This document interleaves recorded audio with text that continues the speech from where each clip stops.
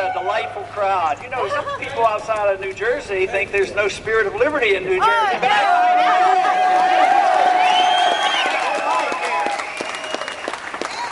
I also want to acknowledge Murray Sabrin, a good friend of mine. He was here today. Turn the mic up. Which one? There, how about that? Good. Thank you very much for coming. Thank you very much for this nice reception. But the whole thing is Mike just gave this speech. What am I going to do? You've already touched on the important issues. You know, foreign policy, economic liberty, personal liberty, and the Federal Reserve. That's pretty good. But it is great, and you know, one of the reasons I've admired Mike so much is because of his background and his understanding of the military.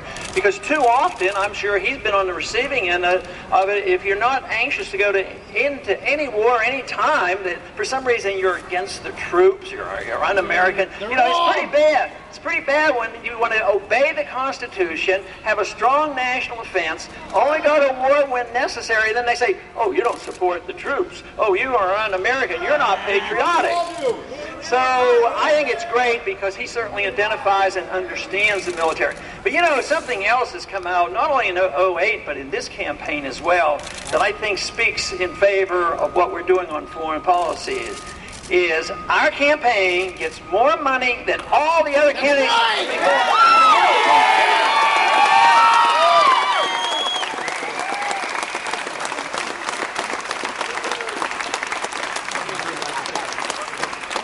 You know, momentarily when they made those charges, I got to thinking, you know, well, what am I going to say about support for the troops? And then I got to thinking, oh, that's right. I was in the military once too, you know. It was in the 60s. I was drafted in 1962, and I don't believe in the draft, let me tell you that. But I was drafted. I was taken out of my medical training and I went into the Air Force. And at that time, when I got off active duty and went into reserves, it was in 1965. 1965 was the year of the great escalation, a bad war going badly, and then what we doubled the size of the war, and that was 65. And I can remember just getting off active duty and thinking, I don't want them to escalate that war. That makes no sense whatsoever. So I understand and identify with the military. What about the reservists and the people in the guard units have been over 2 or 3 or 4 times? And they're tired of it, they're worn out, they don't see an end to it. Because it's an undeclared war, you don't see you don't have an end point for victory. But this was, going into Iraq was very, very annoying, and something I was very much involved in. And for a year or two before we went into Iraq, and a long time before 9/11, they had decided to go into Iraq. 9/11 was the excuse to go into Iraq. But we had a debate in the International Affairs Committee. I'm on that committee. And it was to give the president just authority to do whatever he wanted. And I said, well, you can't do that. I said, he's going to go to war. You have to declare war up or down.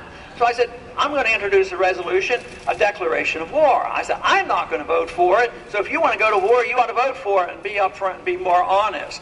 Well, of course, we had a voice vote, and nobody was for going and making a declaration. So I said, I'm going to have a recorded vote. And that's when they really got angry. So we went through the recorded vote, and nobody voted for it. But one thing that they told me during this debate, which sort of stuck with me, they say, well, we know you're the expert on the Constitution, but that part of the Constitution is anachronistic. We don't follow that part anymore.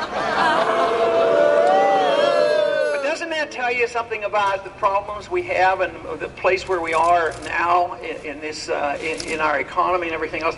Because the Constitution, if you can go to war without a declaration, you know, pretty soon they're going to be developing the Department of Education without a constitutional amendment. All these kind of things. They just take it for granted that they can do what they want, whether they're fighting the drug war, overseas war, or whatever. And little respect for the Constitution.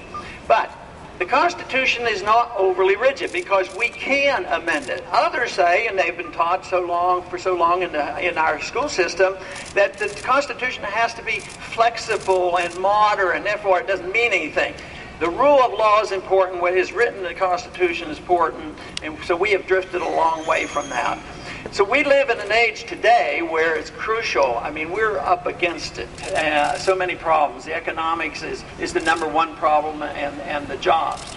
But, you know, I complain a whole lot about what's happening. Been doing it for a long time, trying to tell people there was a bubble and that we better watch out. We don't need to go to these wars. We need a sound monetary system.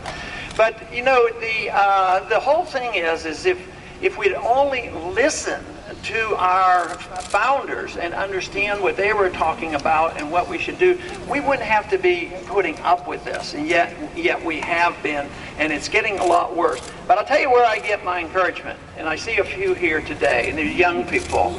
Young people.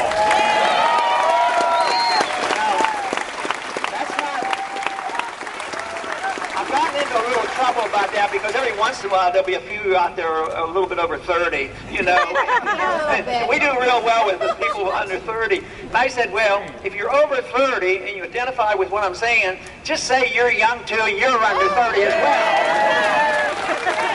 But you know, the other day we stopped over at LSU in Louisiana, Baton Rouge, Louisiana, and they said, well, we're going to have a little rally there on the campus. And they had to keep the people, the students from, and they were all students from the campus, and they had to close the doors after they got 1,250 in. Wow. And there's a lot of enthusiasm on the campuses. So I do not worry about the long-term future of this country. The short-term future is a different story. What we do in this election, who we elect for president, what we do with our Congress, it's very important, but ultimately, the type of government we have in Washington is a reflection of the people. The people's attitude, what kind of government they want, is the kind that they get. I know most of us here are pretty unhappy with it, but the majority of the American people have tolerated this.